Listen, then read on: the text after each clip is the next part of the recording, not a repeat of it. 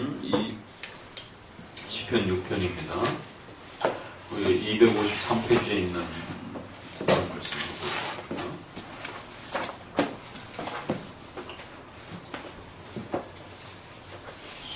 253페이지에 있는 그 표현을 따라서 한번 읽어보도록 합시다. 253페이지 시편 6편. 여호와여, 주의 분노로, 같이 읽으세요. 나를 견책하지 마옵시며 여호와의 진노로 나를 징계하지 마옵소서. 여호와여, 내가 수척하오니 긍휼히 여기소서. 여호와여, 나의 뼈가 떨리오니 나를 고치소서. 여호와여, 어느 때까지니까 나의 영혼도 심히 떨리나이다. 여호와여, 돌아와 나의 영혼을 건지시며 여호와의 인자하심을 인하여 나를 구원하소서. 사망 중에서는 주를 기억함이 없사오니 음부에서 주께 감사할 자 누구리이까. 내가 단식함으로 궁핍하여 내 침상을 띄우며 밤마다 눈물로 내 요를 적시나이다. 내 눈이 근심으로 인하여 쇠하며 내 모든 대적을 인하여 어두웠나이다. 나를 떠나라, 행악하는 너희는 다.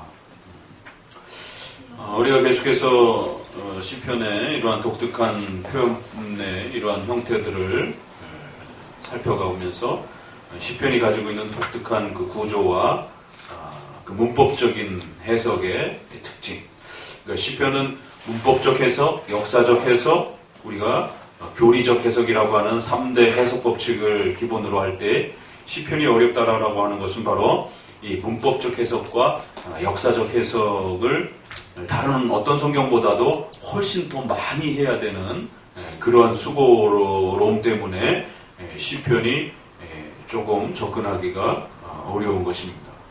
그러나 기본 패턴만 좀 잘 알면 이 문법적 해석과 역사적 해석도 크게 많이 그렇게 어렵지 않고, 오히려 그 기본 패턴을 잘 익혀놓고 나면 다른 성경보다 훨씬 더 쉽게 큰 패턴이 이렇게 많이 바뀌지 않기 때문에 훨씬 또 가까이 접근할 수 있는 그러한 면들이 있습니다. 역사적 내용들도 실제적으로 다윗을 중심으로 해서 어떤 특정한 어떤 그러한 그 역사보다는 그 개개인의 인간의 희노애락과 관련되어 있는 이런 여러 가지 삶의 형편들을 조금 더 집중적으로 이렇게 연결되어 있기 때문에 특별히 어느 역사의 사건과 어느 왕과 관련된 어떤 이러한 특수한 이러한 그 해석을 해야 하는 에스더서라든가 느헤미야라든가 에스라서라든가 이런 부분에 비하면 오히려 훨씬 더 쉽습니다. 그래서 그 역사적 해석에 대한 부분들을 보편적인 그러한 생활 속에서, 다만 그 생활이 적어도 구약의 그 시대이기 때문에 적어도 3000년을 넘어가야 되는 그러한 그 시간적 차이가 있기 때문에 그 부분은 항상 조심하셔야 된다는 거예요.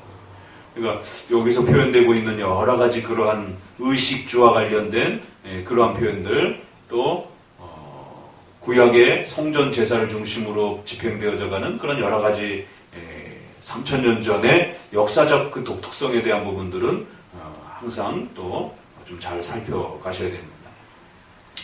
6편은 우리가 51편과 더불어서 시편의 그 몇몇 종류별로 이제 시편을 이렇게 구별하기도 하는데, 시편을 어떤 방식으로 구별할 것인가에 대해서 구약학자들도 많은 논의들이 있어요. 이제 대표적으로는 이제 크게 한 5종류로 이렇게 나누어서 우리 한글 성경에도 보게 되면 그 순서를 5권으로 이렇게 글 제목에다가 이렇게 써줘서 성도들이 좀 참고할 수 있도록 그렇게 보기도 합니다. 이제 그건 구약학자들의 이제 그런 연구에 따라서 그렇게 정리가 된 거고요. 그러나 꼭 그걸로만 이렇게 하는 건 아니에요. 또 이제 주제별로 또 이렇게 정리를 해보기도 하고요. 이제 그럴 때의 6편은 51편과 더불어서 시편의 아주 대표적인 그 참회시.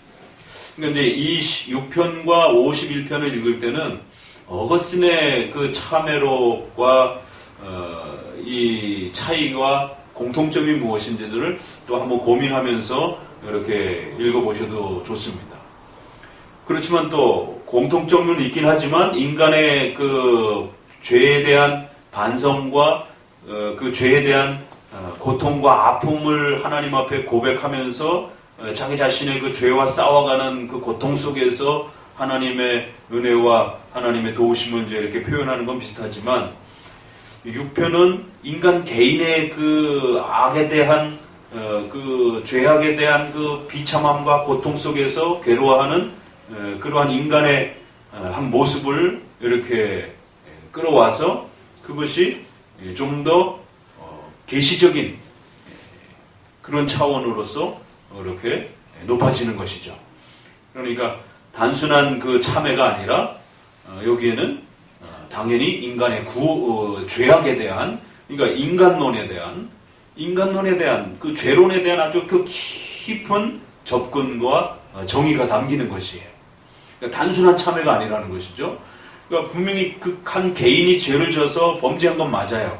그렇지만 그 개인이 범죄한 그 범죄의 아픔과 고통을 경험하면서 괴로워하면서 그 범죄함들을 하나님이 용서해 주시기를 간절히 탄원하는 그러한 참회의 회개의 그러한 그 고백들을 쏟아내는데, 그게 단순한 참회와 또 죄의 회개가 아니라 결국 그 인간론이라고 하는, 인간론은 죄론을 말하는 거잖아요. 그 죄가 얼마나 무섭고 어떠한 것인지, 또 그 죄의 결과가 어떤 것인지, 또 죄가 우리에게 어떻게 다가오는지, 또 그 죄의 요소는 무엇인지, 그러니까 우리가 소위 조직신학에서 인간론에서 배울 수 있는 그러한 내용들이 과연 여기에 얼마만큼 또 쏟아져 이렇게 나오는가. 여기에 일부분이 실려있고 또 51편에도 또 일부분이 실려있고 그런 것이죠. 죄론의 전체 다는 실린 건 아니고. 그렇지만 이제 어거스틴의 이제 참회록은 조금 다른 의미죠. 비슷하게 인간의 그 죄와 악에 대한 그 고통과 경험에서 우러나오는 깊은 반성과 탄식함들을 쏟아내면서도 거기에는 좀 더 개인적인 그러한 죄에 대한 아픔들을 이렇게 쏟아내는 이제 그러한 면들로, 하나는 동일하게 죄라고 하는 그 대상을 놓고 하나는 더 높은 신적 계시로서 죄론에 대한 그 죄의 의미와 개념들을 확립해가는 차원으로서 참회록이라면, 어거스틴의 그 유명한 2000년사에서 가장 유명한 그 참회록은 우리가 그 참회록을 읽으면서 많은 도전들을 또 경건서적으로서 간접적으로 또 우리가 또 이렇게 감흥을 느낄 수가 있습니다. 그렇지만 그것은 내적 성령의 내적 조명이라고 하는 형태로 그 죄론을 우리가 느끼고 경험하고, 성경의 그 죄가 이런 것이구나 라고 하는 것을 인간이 깊이 있게 깨닫고 경험했을 때 거기서부터 오는 인간 자신에 대한 깊은 참회와 반성을 이렇게 표출하는, 좀 달라요. 그러니까 하나는 그 개인의 인간의 죄를 가지고 계시적 차원으로 위로 올라간다라면, 어거스틴의 참회록은 죄에 대한 그 기본적 정의 앞에, 율법 앞에 자기 자신을 비춰보면서 자기가 얼마나 큰 죄인인지에 대한 그 깊은 내적 반성을 통해서 밑으로 내려오는 것이죠. 인간 자신에게 적용을 하는 거예요. 율법의 그 죄론이라고 하는 그 개념을 바라보면서 자신의 그 아픔과 죄를 탄식해 나가는, 그러니까 그런 부분에서는 또 차이가 나요. 그렇지만 그 죄 앞에 인간이 몸부림치는 그러한 그 죄의 모습들은 아주 또 비슷합니다. 그런데 이제 이런 역사적 과정, 또 문법적 과정, 이런 부분을 통해서 결국 교리적 해석이라고 하는 인간의 죄에 대한 문제에 대한 그 깊은 접근. 그러면 이제 그 죄에 대한 그 접근이 결국 나중에 후반부로 돌아가면서 나를 살려주옵소서라고 하는 이런 고백들은 구원론으로 또 이렇게 연결이 된다는 것이에요. 그러니까 이러한 참회록은 인간의 죄론과 구원론이 아주 절묘하게 이렇게 마주 이렇게 연결되어지는 이제 그런 형태로서 시편 6편은 우리에게 또 아주 깊은 또 내용들을 맛보게 해준다라는 것이죠. 그 6편과 51편은 구약의 그렇게 아주 가장 대표적인 참회록에 대한 죄와 구원과 관련된 그런 아주 대표적인 참회록에 대한 그런 성격을 가지면서 우리에게 있어서 죄의 개념이 무엇인지, 또 그 죄로부터 어떻게 구원하시는 것인지, 그 구원의 축복과 의미가 무엇인지, 이 부분들을 이제 우리가 또 만날 수 있는 겁니다. 그렇게 생각하고 관심을 가지시면서 시편의 문법적인 구조, 시라고 하는 독특성을 가지면서 고려하시면서 이제 다시 한번 이렇게 보시게 되면은요, 앞에 첫 소절과 끝의 소절이 하나의 그 운율적 리듬을 가지고 있어요. 그렇죠?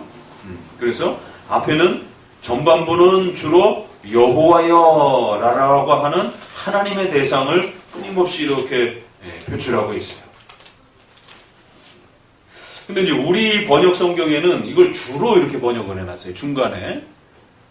그러니까 그렇지만 이제 히브리 표현에서는 그냥 여호와여라고 하는 표현으로 이렇게 통일성 있게 쭉 끌고 갑니다.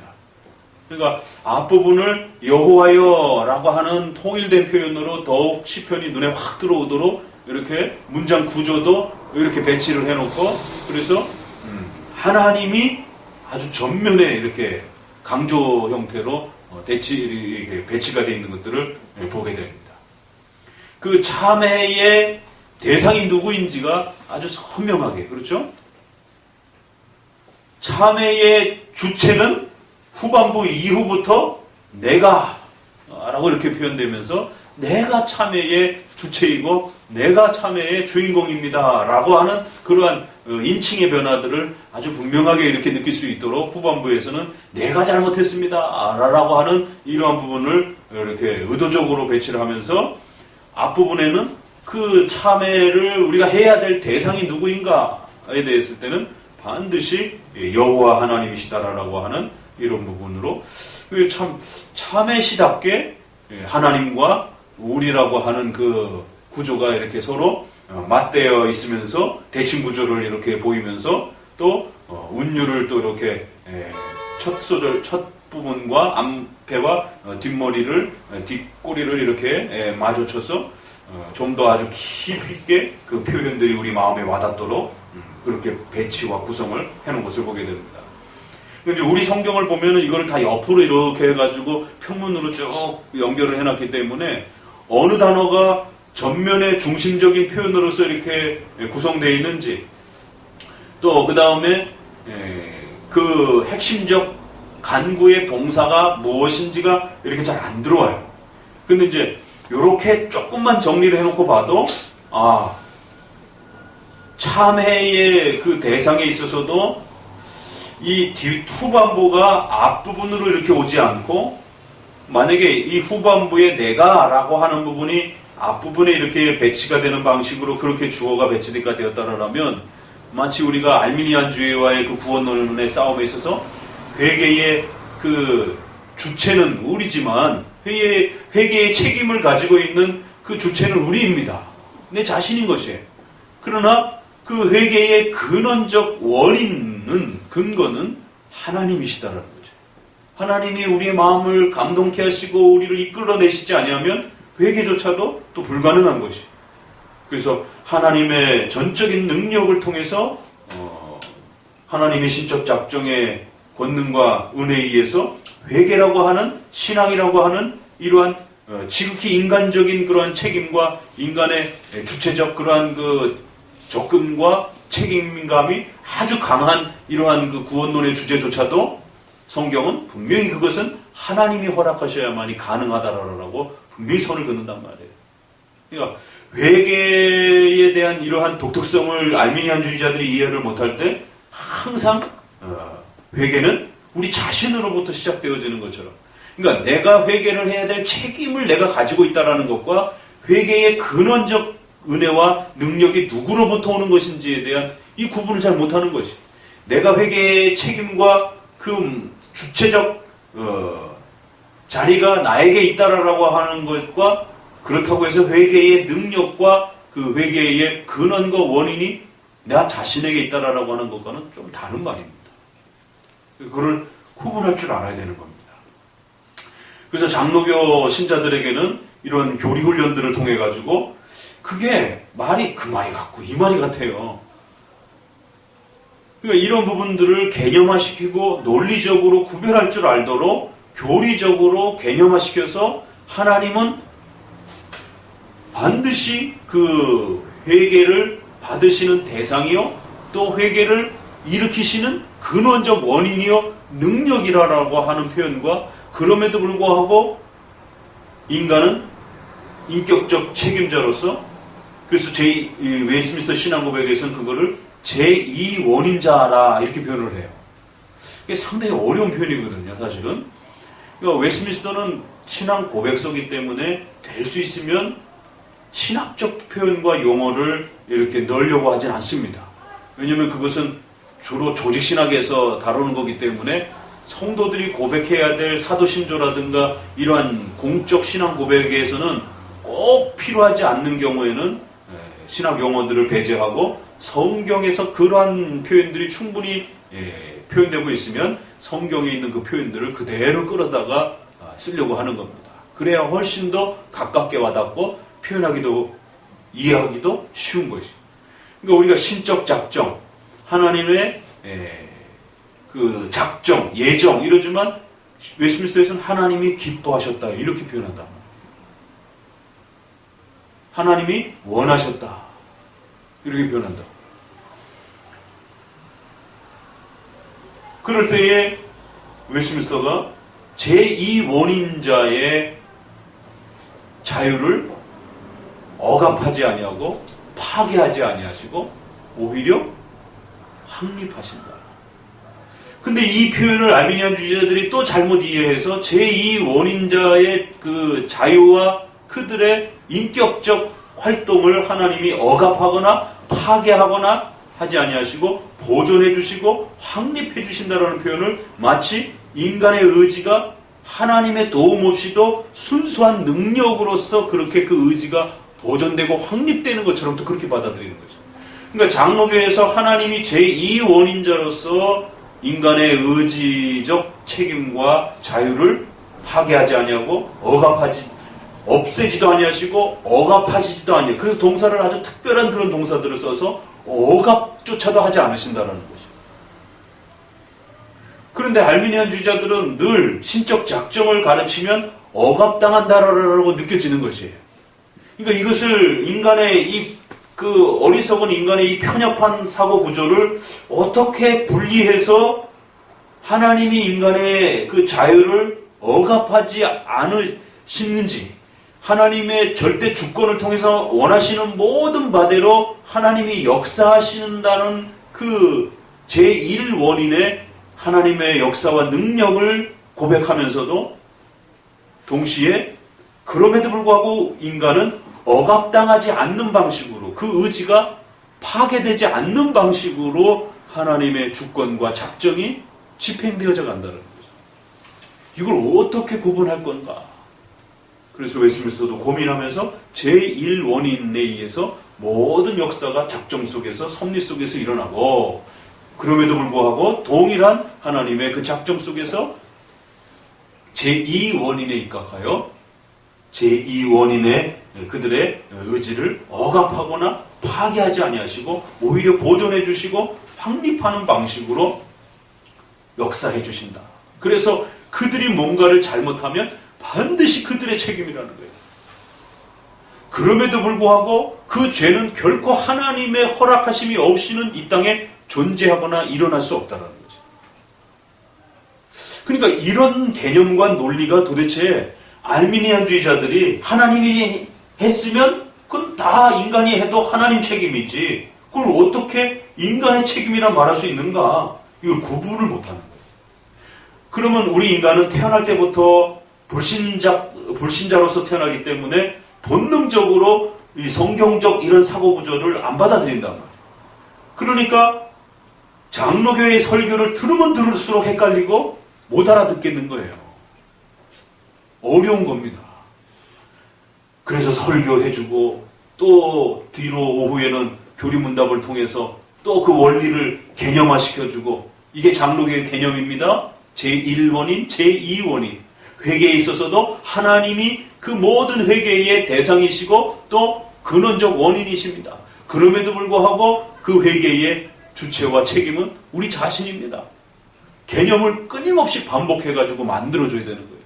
왜? 우리 인간의 근원적 이 본성 속에는 내가 주인이다라고 하는 이 강력한 지배의식이 우리 사고를 지배하고 있거든요. 삼위일체가 어떻게 셋이면서 하나인가? 그리스도께서 어떻게 둘이면서 하나인가? 그러니까 인간의 사고 구조는 수학적 구조를 갖고 있기 때문에 분산이 된단 말이에요. 1 더하기 1은 2이지 이게 2가 1이 될 수 없는 논리 구조를 가지고 있단 말이에요. 이 타락 때문에. 그래서 아무리 삼위일체를 가르쳐도 여전히 하나를 생각하고 있고 여전히 세 개만 생각하는 거죠. 둘을 동시적으로 우리 안에 사고하지 못하는 겁니다. 셋을 동시적으로 언어를 통해서 말도 못하는 거예요. 이게 인간의 한계성이라는 거예요. 우악하고 무악하고 성하고 아무리 노력하면서 말을 해도 성부, 성자, 성령을 한꺼번에 발음할 수 없고 한꺼번에 사고하지 못하는 거예요. 그러니까 이런 논리 구조가 하나님의 주권과 인간의 의지 부분이 어떻게 장로교인들은 그게 같이 우리 마음속에 들어올 수 있다라고 하는지를 알미니안주의자들은 이해를 못하는 거예요. 회개론에 있어서도 그 내가 회개를 하면 내가 회개를 하는 것이지 그게 어떻게 하나님이 은혜를 주셔야 회개가 된다라고 생각하는가. 차라리 50대 50이 그래서 나은 겁니다. 펠라 교수처럼 내가 하면 내가 하는 것이잖아라고 사고하는 게 훨씬 편하고 좋다 그러면 양보해서 50대 50이 훨씬 편한 거예요. 하나님이 회개의 모든 권능과 능력을 갖고 계시다라고 말하면서 그럼에도 불구하고 회개는 내가 해야 된다라고 말하는 것이 어떻게 논리 구조 안에 한꺼번에 들어올 수 있는가를 알미니안적 사고 속에서는 이해를 못하는 거예요. 그러니까 장로교인들은 말이 안 되는 소리를 자꾸 말로 어거지로 한다라고 이야기를 하는 거예요. 그러니까 이런 구조의 독특한 이해를 모르는 상태에서 설교를 하게 되면 장로교 목사님이 자기는 열심히 장로교적 회개를 이야기한다라고 하지만 그의 표현과 논리가 계속 알미니안적 회개를 이야기하는 거예요. 그럼 어떻게 되냐면 목사님이 우린 장로교적인 회개를 해야 됩니다. 알았죠? 성도들도 네 하면서 옆으로 다 걷는 거예요. 똑바로 걸어야 됩니다. 라고 하면서 네 다 같이 했는데 다 같이 옆으로 걷고 있는 거예요. 개처럼. 개. 어이가 아니고 앞으로 못 걷는 거예요. 그 본성 자체가 사고 구조가 이 둘이 하나님의 주권과 인간의 의지가 어떻게 우리의 이 인간의 본성 안에서 조화를 이루는지. 그러니까 우리가 장로교 신앙을 배우다 보면 조화 통일이라는 이런 말을 많이 해요. 하나님의 신적 작정은 하나님의 영원 속에서 일어나는 신적 계획은 시간 속에서 일어나는 하나님의 섭리 역사와 조화 통일을 이룬다는 거예요. 하나님의 영원 속에서 일어나는 의지적 계획은 시간 속에서 일어나는 여러 번 바꾸기도 하시는, 여러 번 취소하시기도 하시고 여러 번 그 계획들을 변경하시기도 하시는 그런 시간적 하나님의 의지와 조화 통일을 이룬다라고 말을 합니다. 두 의지가 있다라고 말하면 큰일 납니다.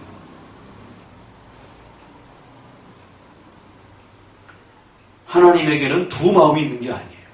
우리에게 분열된 우리의 사고 구조 속에 영원 속에서의 신적 변함이 없는 신적 계획과 시간 속에서 일어나는 변하는 하나님의 의지가 같이 보이는 거예요. 그러니까 히스기야에게 분명히 죽는다고 해놓고 바꾸시는 거예요. 니느웨에다가 분명히 멸망한다고 해놓고 살려주는 거예요. 그러니까 인간의 구조 속에서는 하나님은 변하시는 분이구나 이렇게 구조가 인식이 되는 거예요. 그러나 성경에서는 끊임없이 하나님은 변하지 않는다라고 말을 하는 거예요. 그러니까 이제 자칫 변하지 않는 부분에 집착하게 되면 하이퍼 칼비니즘이 되는 거고 변하는 부분에 집착하게 되면 알미니안주의가 되는 겁니다. 그러니까 장로교 신자가 되는 것은 이래서 어려운 거예요. 그래서 끊임없이 설교를 통해서 이거는 어떤 학교의 공부를 통해 갖고 해결되는 문제는 아니에요. 학교의 공부와 교리문답 시간을 통해서는 도와주는 거예요.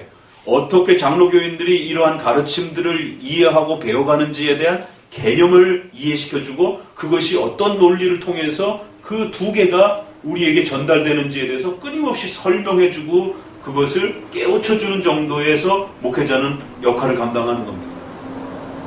그리고 나서는 그렇게 준비 트레이닝을 시키고 난 다음에 설교로 끌고 와서 그 설교에서 강력하게 하나님의 말씀을 통하여 그들의 마음속에 분열되어 있는 이 사고구조를 성령의 도우심으로 확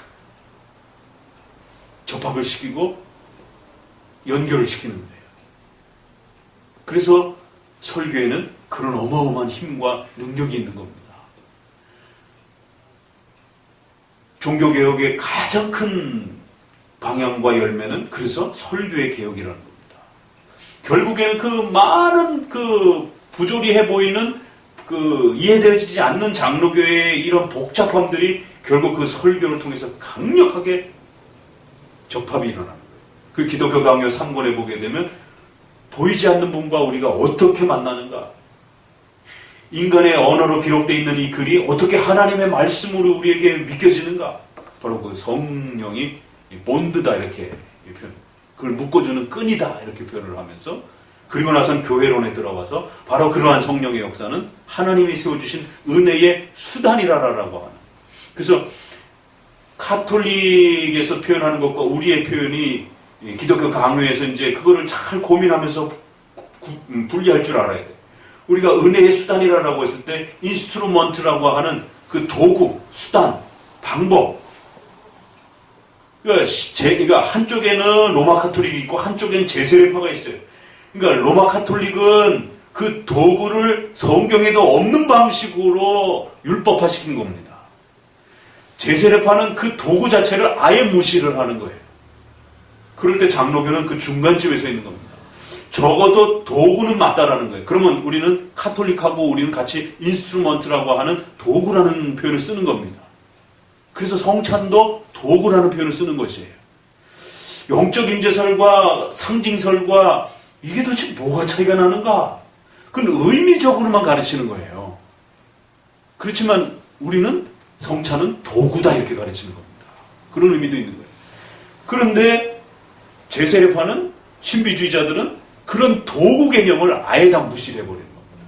그냥 예배건 뭐건 간에 다 내가 혼자 기도하고 예배하고 공예배에 참석하는 것도 마찬가지예요. 그냥 공예배에 참석해서 내가 얼마만큼 준비되고 내가 얼마만큼 그 예배를 내 스스로가 정성껏 드리느냐에 따라 그 예배가 은혜가 된다 이렇게 아주 전형적인 주관적 신앙의 형태인 겁니다. 그러나 우리 장로교는 예배도 수단이라는 표현을 쓰는 거고 성찬도 수단이라는 표현을 쓰고 그래서 이제 성찬에 들어가면 사회론, 인효론 이런 표현들이 이제 나오는 거예요. 지난번에 밴드에서도 한번 우리 카페에도 한번 목사님이 소개를 해놓은 것처럼 한편에서는 카톨릭처럼 어떤 목회자 개인의 능력에 입각해서 마치 이렇게 성찬에 은혜를 주는 것처럼 이런 것들 잘못됐다라고 말하는 겁니다. 그러나 제세례파처럼 자기 개인의 신앙의 준비됨으로 인해서 성찬에 임하는 것처럼 이렇게 생각하는 것도 잘못됐다라고 거절하는 거예요. 한국교회 오늘날 보편적인 모든 신앙의 방식들은 내가 잘 준비하면 되는 거 아닙니까? 믿음으로 구원받습니다. 믿음으로 참여합니다. 라고 할 때 그 모든 것들을 내가 잘 준비하면 되잖아요. 이런 이제 주관적 인식인 것이에요. 그러나 장로교는 그 중간쯤에 있는 거예요. 믿음으로라고 하는 것도 중요하지만 하나님이 성경을 통해서 제시해 주시고 만들어 주신 그 말씀의 토대 위에서 도구가 만들어지게 되면 그 도구 자체가 하나님의 은혜의 전달 방편이 된다. 그러면 성도가 아무리 개인적인 은혜와 열심과 기도와 능력을 가지고 신앙생활을 한다 할지라도 하나님이 세워주신 그 수단과 방법으로 나오지 않는다라면 하나님은 은혜를 장담하지 않는다. 그건 네가 알아서 은혜 생활을 하라는 거예요. 그래서 웨스민스터 25장에 카톨릭이 많이 썼던 이러한 유형적 교회의 도구를 떠나서는 구원도 장담하지 못한다라는 이런 엄청난 표현이 그래서 담긴, 그게 무형교회에 담긴 게 아니라 유형교회 표현에 그게 담겨 있단 말이에요.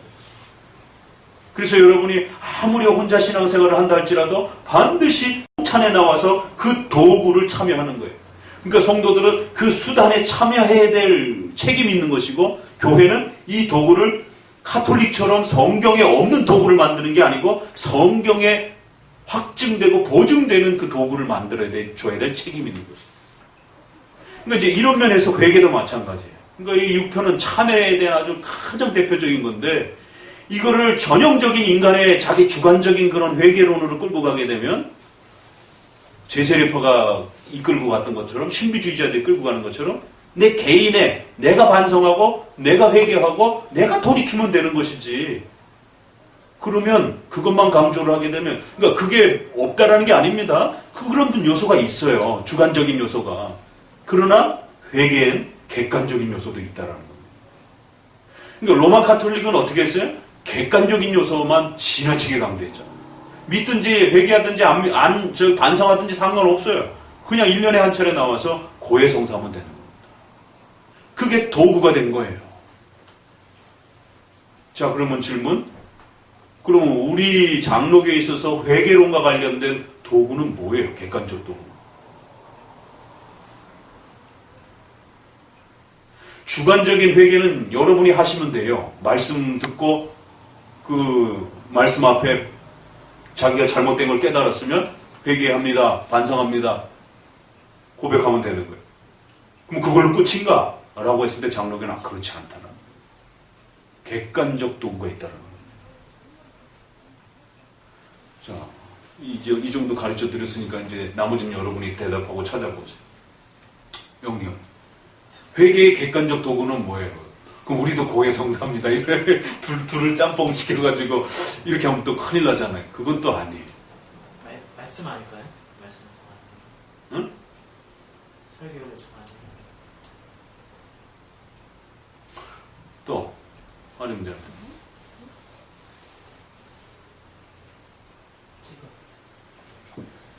이걸 이해를 못해갖고 이 회개론을 지나치게 또 강조한 그 이단들이 누구죠?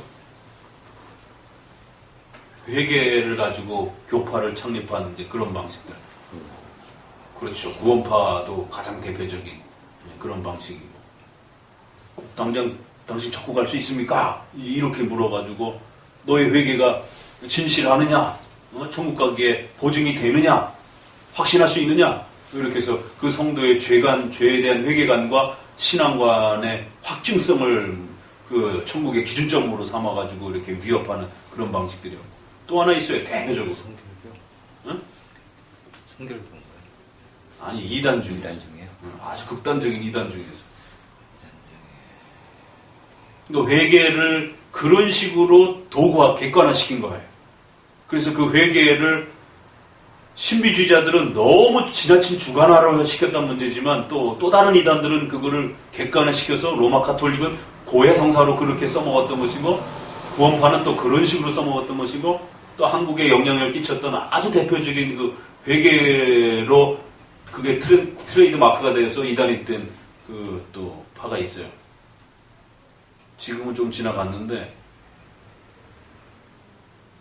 회개 많이 강조하는 이단이 어디 있어요? 부산제일교회. 그건 뭐예요? 네 개, 사단계 4개 주장하자. 4단계 회개를 해? 모란시장 가면 많이 있는데.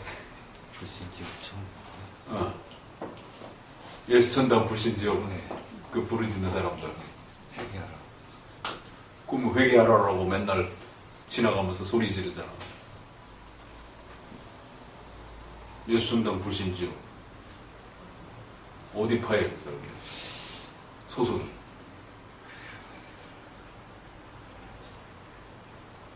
우리 한국교회의 대표적인 한 100개 이단 정도들은 좀 상식적으로 알고 계셔야 돼요. 상위 랭크의 한 50개 정도들은 조금 상식적으로 알고 계셔야 됩니다. 워낙 영향력을 많이 끼치기 때문에. 예자로 시작하는.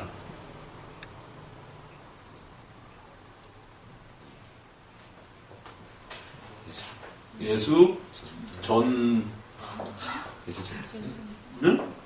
아니 예수 전도단 말고 거기는 그냥 신비주의이고 이름 비슷해요.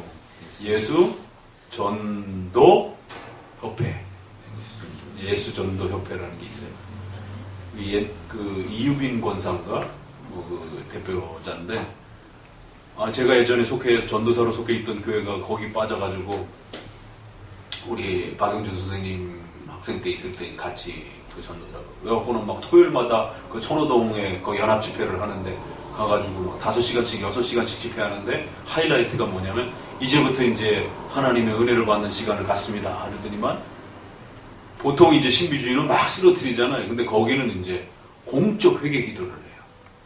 그냥 주관적 회개 기도를 하면 용서 못 받고 공적으로 하나님 앞에 회개를 해야 용서를 받는다는 거예요. 그래서 이제 다 서가지고는 앞에 강대상 앞으로 나와갖고 한 사람씩 자원하는 사람들 나와갖고 공개 회개를 하면서 자기 어떤 개인적 치부들을 그 많은 사람들 앞에 다 이렇게, 그러니까 별 얘기가 다 나오더라고. 그걸 해야 용서받는다고 생각하니까 고해성사 때 들어야 될 이야기들이 그 공개 석상에서 다 누구랑 바람을 폈고 뭘 얼마를 뛰어먹었고 뭐, 그러고 저도 놀래가지고 그때는 안 쫓아갈 수 없잖아요, 전도사니까. 그러고는 그 뒤에 서 있다가 별 희한한 내용이 나오고 도대체 누군가 하고 이렇게 눈 뜨고 쳐다보고 그래서 그거를 회개를 해야 용서받는다라고 그렇게 그거를 가장 중요한 저기로 삼더라고요. 그러니까 회개의 객관성을 그런 식으로 끌고 가는 거예요. 그러니까 이게 이제 인간론의 회개론에 대한 유편 문제 그런 부분들을 다뤄주고 있는 건데, 그 잘못 이해하니까 한국교회 안에 이런 식으로 편협한 현상들이 나타나면서 온갖 이제 또 회개론과 관련된 이단들이 등장을 하는 거죠. 자, 다시 첫 번째 질문. 객관화된 우리의 회개. 성찬하면서 회개하는 거예요? 그렇죠. 그것도 성찬은 자기 자신을 돌아보고, 그래서 성찬 주간에는 잘못한 혹시라도 눈에 띄는 그러한 죄들을 범하지 않도록 근신 기간을 두는 겁니다. 적어도 그래서 성도들이 막 살지 말라라라라고. 그래갖고 혹시라도 잘못을 한 게 눈에 띄거나 발각이 되면 장로에 의해서 성찬 금지 대상이 되는 것이고.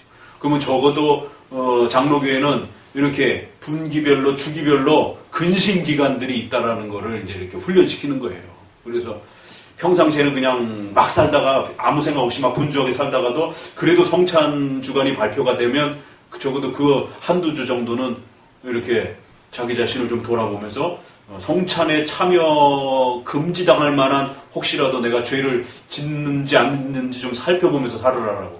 그래서 부부지간에도 이렇게 너무 과하게 싸우면 안 되는 거고, 평상시엔 조금 이렇게 말다툼을 하거나 그럴 수 있어도 성찬 주간에는 서로 좀 조심해야 되고, 말을 하고 이러는 부분에 있어서도. 성찬 주간에 뭐 대판 싸우고 부부싸움하고 그러면은 성찬 참여할 때 양심이 찔리는 겁니다. 그러면 스스로 성찬에 참여하지 마시든가, 그런 그러니까 잘 지적했어요. 그게 바로 이제 우리에게 장로교에서는 우리 성도들을 스스로가 객관적인 그 죄의 브레이크를 걸 수 있는 하나의 수단이라는 거예요. 그건 개인이 사용할 수 있는 문제가 아닙니다. 교회가 그걸 해줘야 개인이 거기에 또 참여를 할 수 있는 거란 말이에요. 그러니까 당연히 회개는 예수님 앞에 내가 직접적으로 만인제사장으로서 내가 직접적으로 회개를 하나님 앞에 할 수 있어요. 그러나 그 회개를 성화시켜가는 그런 훈련과 과정 속에는 반드시 도구라고 하는 객관성 있는 회개의 그 개념들이 따라붙는다. 송찬 잘 지적했고, 또 하나는 말씀. 그래서 설교를 통해서 꾸지람을 듣는 겁니다. 회개하라라고 하나님의 말씀을 비춰줄 때, 내가 잘못했구나, 내가 죄구나, 그걸 깨달으면서 그 설교라는 게 객관적 수단이 되어서 자기의 잘못을 반성하게 되고, 그래서 주관적인 회개를 펼쳐가게 된다는 거죠. 그러니까 장로교 신앙은 이처럼 객관적인 수단과 개인적인 회개가 조화를 이루어가면서 회개가 완성되어져 가고 성장해 가는 것이지, 제세례파나 신비주의처럼 그냥 자기 혼자만의 반성으로 끝나는 게 아니다라는 거죠. 그럴 때 이제 6편을 보게 되면 이제 우리 장로교적 관점에서 그렇게 해서 들여다보면 정말 그렇게 보이는 거예요.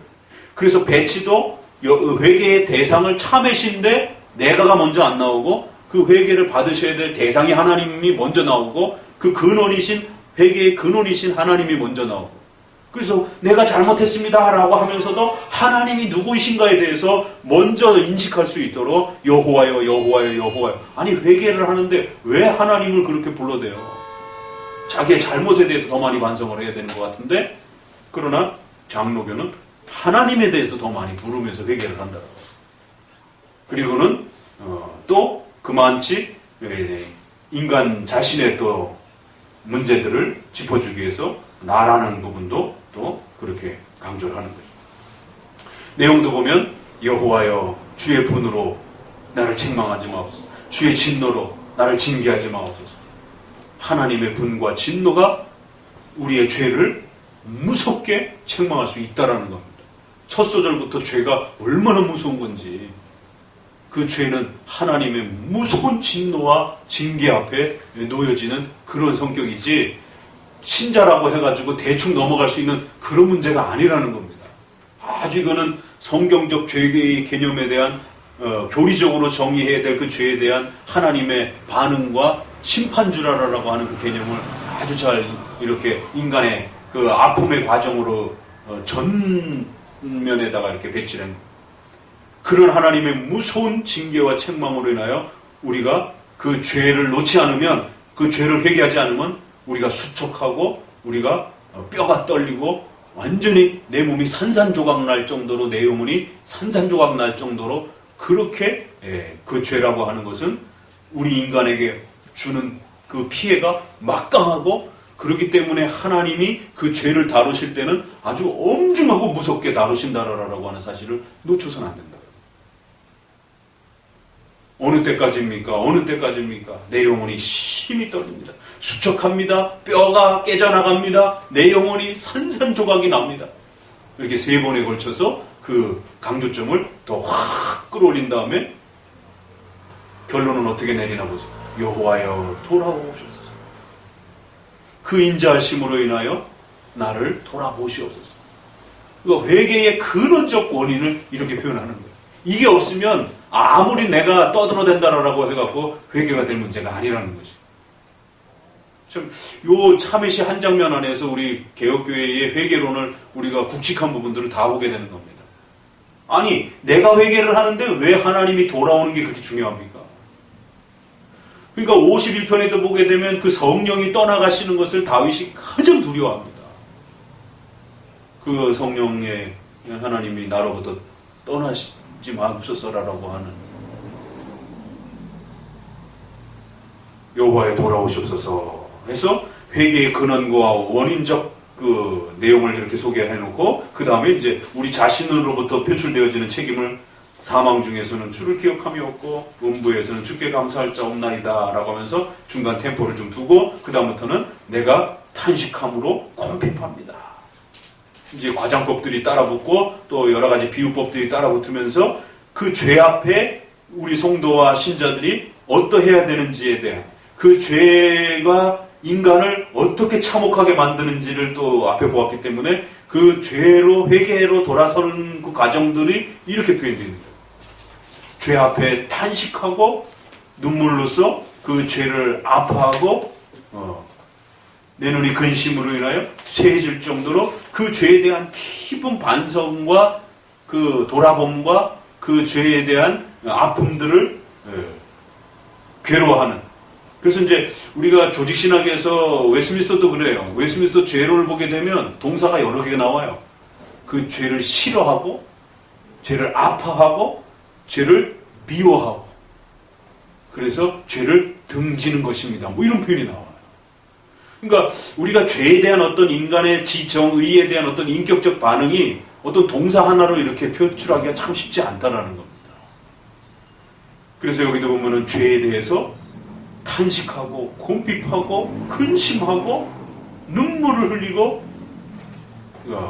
죄를 미워하고 아파하기도 하고 싫어하기도 하고 혐오하기도 하고 이런 총체적인 그 죄에 대한 회개의 모습들이 이런 단어들을 표출되어지면서 내 모든 대적을 인하여 어두워지는 또 그런 죄들이 또 결국에는 사탄의 그러한 또 악인의 공격으로 인해서 우리가 분명히 잘못한 건데 그 죄를 또 사탄은 이용해가지고 우리를 또 멸망으로 또 치닫게 만드는. 그래서 인간의 죄와 사탄의 주체는 항상 그 죄 속에 같이 맞물려 오는 두 주체예요. 그러니까 주기도문에서 우리를 시험에 들게 하지 마옵시며 악에서 구원하옵소서라는 게 우리의 죄와 악에 대한 주체에 대한 부분들을 하나님 앞에 늘 간구하고 도와달라고 요청해야 되는 게 나의 죄에 대한 부분뿐만 아니라 그 죄를 이용하는 또 다른 주체인 사탄에 대해서도 하나님 막아달라고 또 기도해야 된다는 거죠. 여기서도 내 모든 대적이, 그래서 육신적인 대적도 될 수 있지만 이건 그 대적의 주체인 또 사탄까지도 포함해서 모든 그 대적 전체를 포함하면서 우리가 죄를 졌을 때 우리의 그 죄를 통해 갖고 우리를 하나님으로부터 완전히 끊어내려고 하는 그런 아주 악독한 이러한 또 악의 주체들이 이 인간의 그 죄와 어떻게 결부되는지. 그래서 성도가 어떤 죄를 범하게 되면 그건 사탄에게 기회를 주는 것이다라고 성경은 이렇게 말을 한다고. 유명한 그 에베소서 말씀인가요? 에베소인가 골로새 에베소 말씀 같은데 속히 화해하라라라고.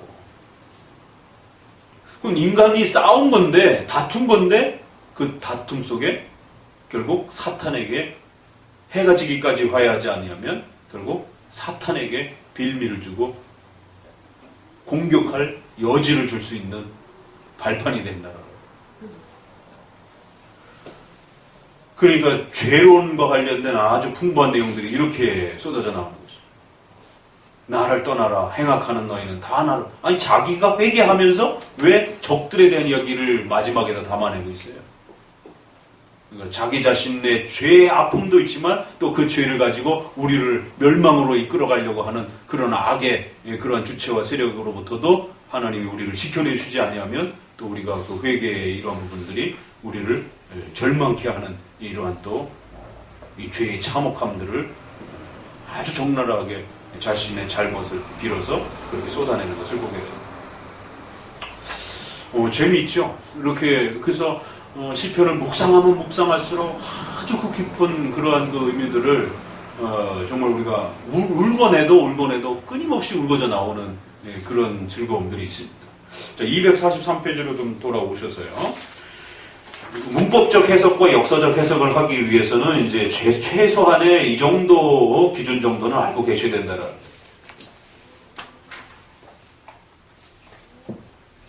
시가서의 기본 특징, 그래서 종류는 성문서집의 구약 히브리 본문을 보게 되면 11권으로 되어 있는 시가서, 지혜서, 역사서, 예언서, 시가서 이렇게 하는데 그 중에 시가서에는 시편, 아가, 예레미야, 애가가 이렇게 들어가요. 예레미야, 애가가 시가서에 들어간다는 게 참 독특하죠. 그런 우리 지금 성경하고 히브리 성경하고 조금 구조가 다릅니다. 특징을 같이 읽어봅니다. 칼빈이 시편은 모든 사람의 영혼의 거울이다라고 말하듯이 시는 인간의 마음에 발생하는 모든 감정과 느낌을 잘 드러낸다. 특히 히브리어는 논리적 언어라기보다 행동적, 감정적, 사실적 언어라. 시가서의 이런 특징이 더욱 잘 나타난다. 따라서 시가서를 읽을 때는 하나님에 대한 경외와 인간의 죄에 대한 아픔과 용서의 기쁨 등이 각 단어의 문장 등을 통해 얼마나 활력적이며 생동감 있게 표현되고 있는지를 잘 살펴야 시가서의 풍성함을 알 수 있다. 이제 시의 형식이 좀 어려워요. 처음에 이제 평행법과 리듬. 이걸 뭐라 그랬지 지난번에? 리듬인가? 운율이요? 아니 요즘에 애들 쓰는 거. 라임이 운율이요. 그래서 이제 그 운율이 있다라는 거, 리듬감이 있다라는 거. 그래서 리듬감을 잘 타면서도 그 감이 아주 우리에게 확 다가온다라는 거예요. 평행법을 잘 이해했을 때도 그 이렇게 감동이 확 와닿는데, 그러니까 이 두 개를 잘 살려야 돼요. 국어책 읽듯이 그렇게 읽으면 감이 훅 떨어지는 겁니다. 동의적 평행법이 있어요. 각 단어와 문장을 운율에 맞춰서 평행하게 배열하는 의미를 더욱 강조합니다. 주의 장막에 유할 자 누구며 주의 성산에 거할 자 누구, 이렇게 동일한 의미가 이렇게 평행하게 진행이 되는 거예요. 반대적 평형법. 첫 번째 문장과 두 번째 문장을 반대로 대조해가지고 오히려 흑백 형태로 이렇게 끌고 가는 거예요. 의인의 길은 여호와께서 인정하시나 악인의 길은 망한다. 이런 식으로. 잠언서는 이 반대적 평형법을 많이 씁니다. 유독. 그렇지만 시편은 이 전체를 다 써요. 그래서 시편이 대표적인 시가서의 기본 형식을 갖고 있다는 거예요. 잠언서는 거의 80%가 반대적 평형법을 써요. 종합적 평형법은 첫 문장은 원인, 다음 문장은 결과로 의미를 발전시키면서 이렇게 마치 연역법처럼 1단계, 2단계, 3단계 이러면서 이렇게 계속 결론을 향해서 이렇게 올라가는 거예요. 복 있는 사람은 악인의 길을 쫓지 아니하며 죄인의 길에 서지 아니하며 오만한 자리에 서지 아니하며 그러니까 오직 여호와의 율법을 즐거워하는 곳에 머물러야 된다. 이러면서 단계별로 이렇게 올라가는 것이죠. 이 세 가지만 잘 이렇게 살피시면 돼요. 리듬 부분에서는 두음법이 있어요. 그래서 아까 우리가 6편에서도 봤던 것처럼 첫 글자를 동일하게 또 때론 알파벳 그 자모음의 이 순서를 따라서 이렇게 눈에 확 들어오도록 또 이렇게 액센트가 이렇게 실리도록 이렇게 조절해 주는 것이. 어느 때까지니까 나를 영영히 잊으시겠나요?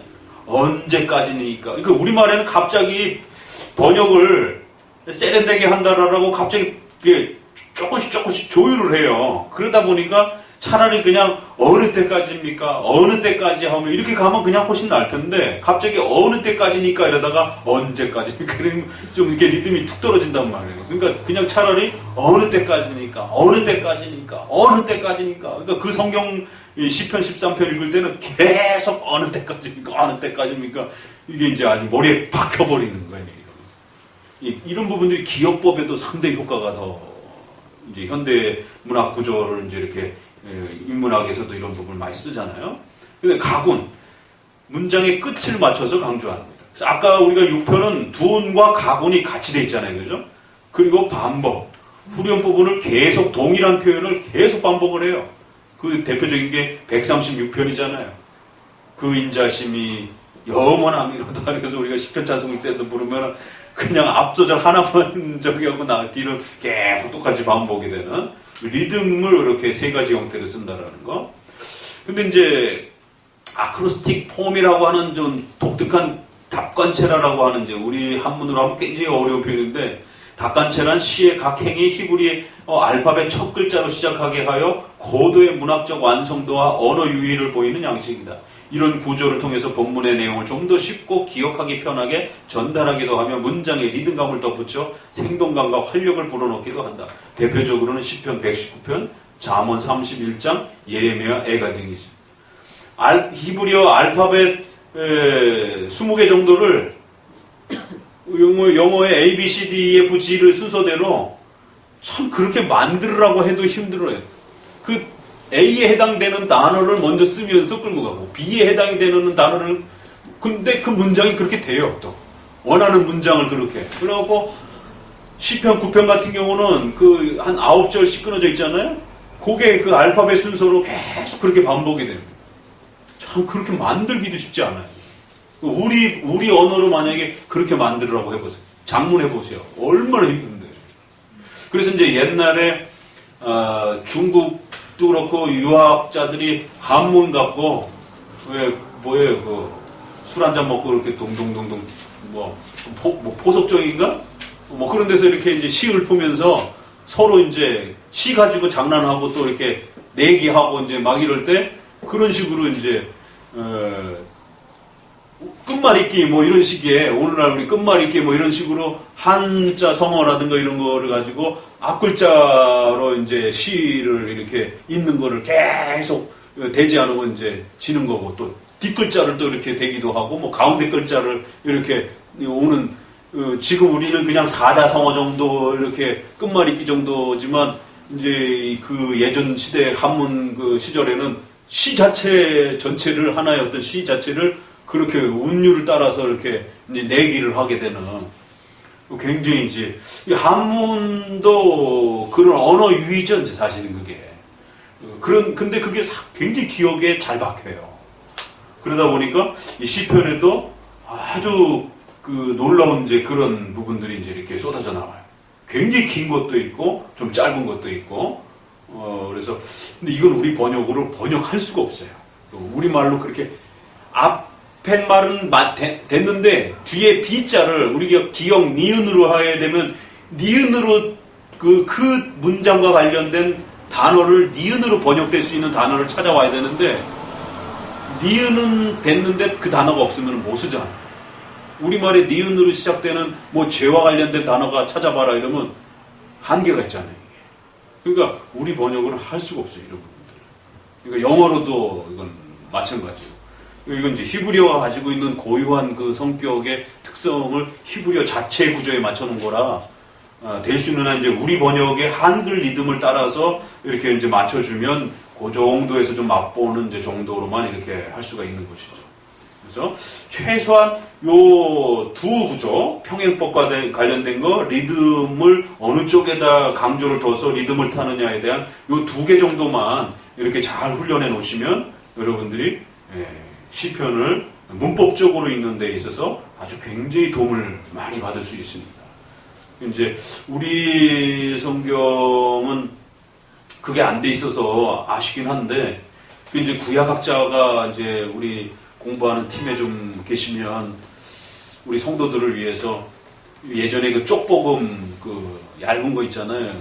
그 시편, 신약 성경 뭐 시편 이렇게 포켓용으로 이렇게 가지고 다니는 것처럼 이걸 구약학자한테 좀 부탁을 해가지고 시편만이라도 이렇게 해갖고 1편부터 마지막 편까지 이제 시편 찬송도 우리 한쪽 손에 있어야 되지만 이 시편에 대한 그런 그 평행법과 운율을 따라서 한글 표현으로 최대한 이렇게 번역해서 좀 가지고 다니면서 흥얼흥얼 될 수 있는, 그러면 아이들이 성경 암송하는데도 상당히 도움을 받을 수가 있고 문장체로 이렇게 쫙 있으면 외우기도 굉장히 힘들단 말이에요. 그러니까 시편 찬양을 통해서도 암기도 시켜야 되고 이런 운율을 통해서도 암기를 시키고 이러면 시편을 암송하는데 굉장히 도움을 엄청 받을 수가 있다. 이런 것에 정작 좀 이렇게 구약학자들이 좀 관여해서 이렇게 작업을 이렇게 해야 되는데 못 봤어요. 아직 저도 그렇게 되어 있는 시편은 혹시라도 여러분들 찾아내시면 한번 갖고 와보세요. 저도 아직은 구경을 못했어요. 그렇게 아예 대놓고 구조를 그렇게 배열을 해서 복사를 책을 낸 건 아직은 없는 것 같아요. 아무튼 아쉬움이 있지만 의식을 하면서라도 시편을 그렇게 조금씩 접근해 보시기를 바랍니다. 기도합니다. 하나님 감사합니다. 우리가